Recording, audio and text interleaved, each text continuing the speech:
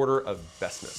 Now I said there's 6. The last 2 are God tier setups that only can work in very specific circumstances. But that being said, let's start with number 1. So scheme number 1 is I work, then you pay. This is a very classic arrangement.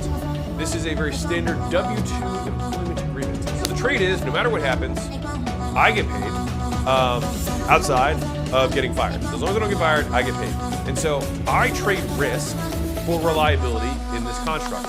And as much as the entrepreneur talking heads want to say being an employee nowadays is riskier than owning a business, that's not really true. Because if it were, then everyone would own them, and that is not the case. And as a fun fact, the average business owner, like almost half of business owners don't make any money at all. That means they work the whole year and end up poorer than they started. Crazy. And that's because them's the stats. But the median is about the same as minimum wage in California. So as much as people want to believe that all business owners are rich, that is not reality.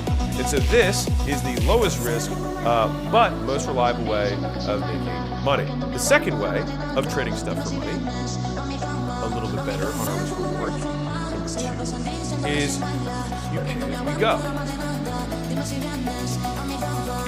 So if you think about the first one is you you work and then you get paid no matter what. This one, it happens in parallel. So as I work, I keep getting paid. This is very typical for contractors. Sometimes it's like half now, half later, or I get paid along these milestones as long as these things kind of occur throughout our time period. So this is super typical for independent contractors and vendors. So the work is ongoing, you pay me ongoing. You pay me some now, some during, some at the end, half now, half later, etc. Now the pros of this is that you front load some of the money. The cons is that people hire vendors way faster than employees. And so let me give you an example. So employees have a 3.9-year average tenure, and that's according to the U.S. Bureau of Labor Statistics, versus a 3 to 12-month engagement for an independent contractor, and only 1 to 3 months for a temp gig. So that means that you have 5 times the annual turnover for vendors compared to an employee.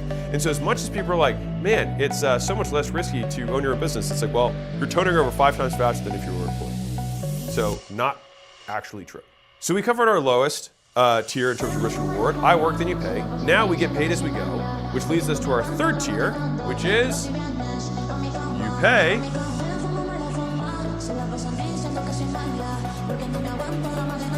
then I work. So for example, I get paid in full up front and then I begin. And you can only do this when you own a business.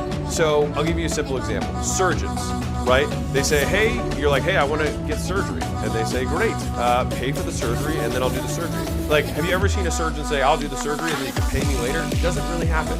And so typically the more leverage you have, the further up this pyramid you can go, because you can ultimately command your own terms. And so these are increasingly better terms with the caveat if you know what you're doing, right? And so another structure for this that you can use is one that I call as a business owner layaway. So that means that you say, hey, I'll start doing this work on your patio, I'll start painting your house, I'll start helping you with your marriage, whatever the hell it is. You just start paying now, and once you've paid up, we'll begin. And I will tell you right now, having done this before, having an unlimited payment structure, which is what layaway affords you, you say, oh, I can make any payment plan work. And people like light up, they're like, oh, really? And you're like, yeah. You're like, well, you know, how much can you afford? They're like, okay, I can do 50 bucks a month. You're like, great. So it's a $600 thing. It's gonna take you a year. You can pay it off in a year, and then after that we'll start. And then they're like, oh, I have to pay it before we start? And you're like, yeah. You just expect I was gonna just go work for you, and then you're gonna pay me? And they're like, oh, okay, well I can split it 300 now, 300 next month. I'm like, great. So just having layaway 9 times out of 10, letting them make their own payment plan, and then telling them that that's when they start, people will pay for speed, and layaway is a lever to force that on them. Also, if they ever pay and then they fall off, you didn't lose it, you got paid.